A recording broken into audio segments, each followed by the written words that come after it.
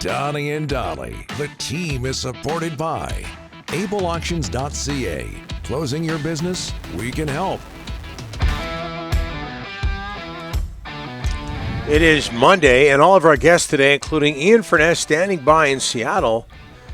Brought to you by Basant Motors. Check out their 34th anniversary sale happening all month long at Basant Motors. Check out the details online at Basant Motors, BASANT Motors.com, or visit the showroom at 16315 Fraser Highway in Surrey. As we're joined by Ian. He's found time for us. Busy day down in Seattle. No kidding. Ian Furness, KGR Sports Radio and the Kraken Hockey Network. Ian, thanks for doing this, sir.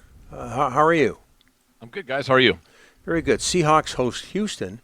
Kraken in Philadelphia. Game 7, Mariners, Jays in Toronto. Shouldn't today be a holiday in Seattle? Are you working? Feels that way. I mean, although stuff doesn't start, I mean, our game's first, ours being the Kraken at 4. Blue Jays, Mariners game 7 at 5. And the NFL, like these goofy Monday night doubleheaders they schedule.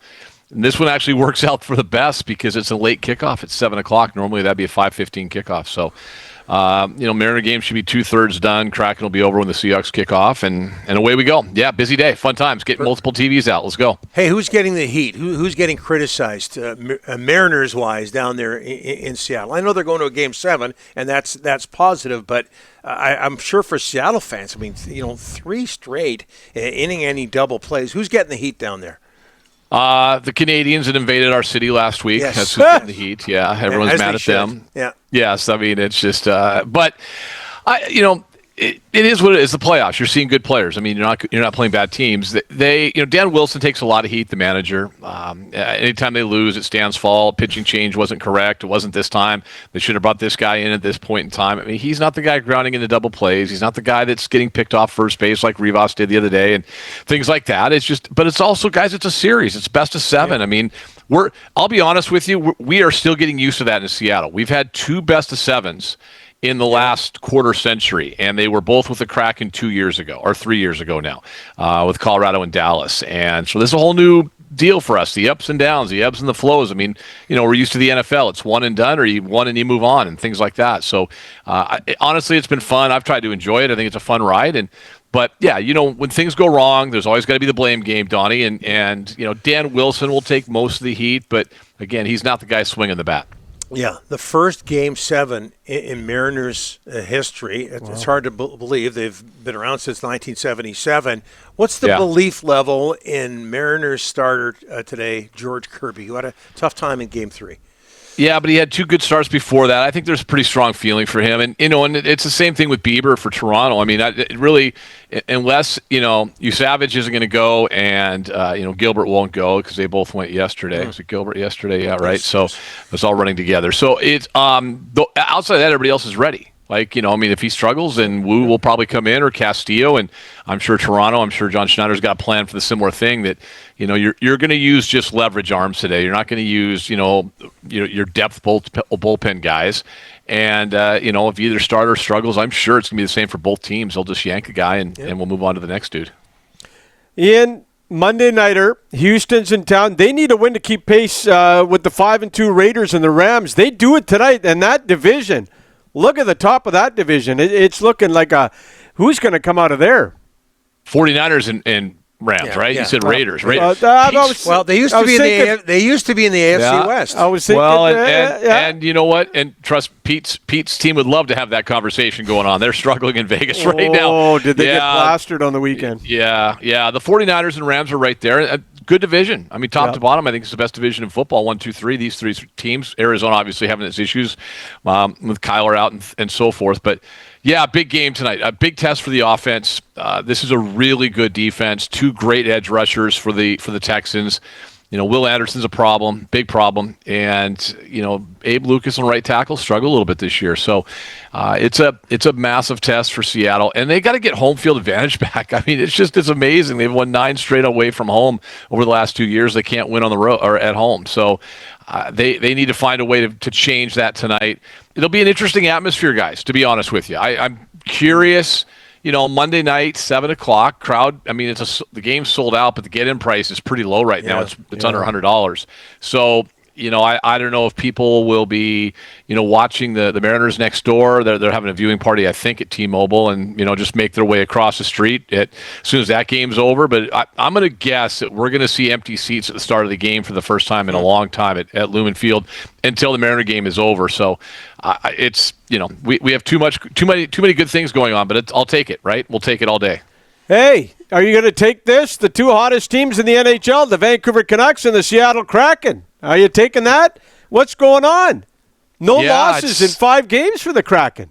That's right, 3-0-2, Rick. 3-0-2. Lane Lambert's made a difference. Every game's close. It's crazy. They have played the least amount of minutes this year in games separated by more than 1 goal. The only time they haven't been playing in a 1-goal or tied hockey game were like the last 7 or 8 minutes opening night against Anaheim. Jared McCann made it 3-1. Every other time, every other minute this year has been a 1-goal or a tie hockey game. They've had all these overtime games. It's insane what's going on. But, they're finding a way, and they're doing it, kind of like you guys. They're kind of doing it with a patchwork lineup. They've got a lot of players out. They're gonna miss McCann's out tonight, so he's not playing this evening. Berkeley Catton's going to make his debut for Seattle, so we'll see him for the first time in a Kraken uniform in the regular season. They're really down depth-wise defenseman. Montour is on a leave of absence, so it's I don't know how they're doing it, but they're doing it, and credit Lane Lambert and his staff so far. The power play has been good. They've scored a power play goal in 4 straight games, and heck, last year they'd go 4 to 8 games without one, so in a row. So they've improved that. Chris Taylor, their assistant coach, done a great job on the power play. So tough test though tonight, Philly, and then Washington tomorrow, and then by the way, you get a stop at Winnipeg on the way home. Thanks NHL before Edmonton on Saturday. But so far so good. I think if worst case scenario, you come home 3-2 at 500. With that road trip and the start of the season, the schedule they've had, I think they'd take that. Oh, okay. I know you took a shot at Winnipeg there, but you have proud Canadian. No. Only in the sense it's hard. Like they're the President's Trophy winner, and it's like, you're finishing up a 6-game. Yeah, you're finishing up a 6-game road trip, back east and all this, and instead of just coming home after Washington, why don't you stop by and take on the team last year with the best record in the league? It's just it's a scheduling nightmare. But I know everyone's got their complaints around the league, but that seems to be a little bit penal for the mighty Kraken. It's okay, and we take shots at other Canadian cities all the time. What about Toronto? What's the vibe up there? How are you guys doing? Are we rooting for the M's or the J's? What are we doing up there? Ryan and I both want the Mariners. Dollywall wants the Blue Jays because he forgot Canada's team. He forgot that the people who own the Blue Jays laid us all off at one time. He's forgotten that. Yeah, listen, better things have happened to you guys, obviously, with Czech and everything, so it's good. But at the same time, Rick, I don't know. I had a long conversation on our radio show with the esteemed Farhan Lalji, and he told me that it's not Canada's team, is what I was told. So where was he in 92-93? Joe Carter. I probably not cheering for you Where guys. was he? Where was Ryan? Well, Ryan wasn't born, but where was this guy? Donnie. Where was this guy? Donnie was probably with BMAC, and he was doing Mariner highlights on Sports Page or whatever the heck it was. Exactly. Right? Yeah. Like he should. That's what he should be doing, and he did it well. Canada's team. Canada's team. You're brainwashed. Okay, now, Ian, I just wanted to say that your proud Canadian roots very quickly, but that win in Toronto, you Canadians know this, you know this, Hockey Night in Canada on Saturday, that's a big deal for the Kraken. What's that going to do for that team? I think especially because the goal came from Josh Mahura, game-winning goal. Yeah. Like nobody had that on their bingo card. Your number 7 defenseman, if everyone's healthy, and he goes coast to coast. Thanks for coming. I just thought it was great. 2 things happened in that game, real quick. One, Kraken win. Okay, in Toronto. It didn't help the Mariners last night, but it kind of set the tone for the weekend. The little rivalry that's built up between these two cities, and then the Kraken players trolling Toronto afterwards with before and after. Lane Lambert wearing the jersey, all the players wearing the Mariners jerseys coming in, like showing some solidarity. See, Rick, that's what you do. You show solidarity for your region, your geographic region. That's what you do. And then watching Stolars just start throwing everybody into the bus. Nothing like beating the Maple Leafs because it always ends up being dramatic afterwards. Like, what does Stolar say? I wish we could play like them. Go to the front of the net. If I had $1 for every time last year I heard lack of net front presence for the Kraken, that's the change this year. I'd be a millionaire right now. So listen, Toronto wants to play like the Kraken. And the Mariners want to beat Toronto tonight, and it's going to be a great night. And we're going to do everybody in Western Canada a favor and knock them out. Thanks for coming. Stop Thanks for coming. Lots of fun. Ian, thanks for this. You're busy. Thanks for joining us. Appreciate it. And by the way, thanks for getting Farhan as a guest last week and not one of us. But yeah. Thanks a lot there. We'll talk later. He did the big Farhan cast or whatever he calls it on hot social air. media Hot air. Waste of time. Yeah. He just likes hearing his voice. That's all. Hot air. Thanks, Ian. Okay. See you, boys. All right. Bye-bye.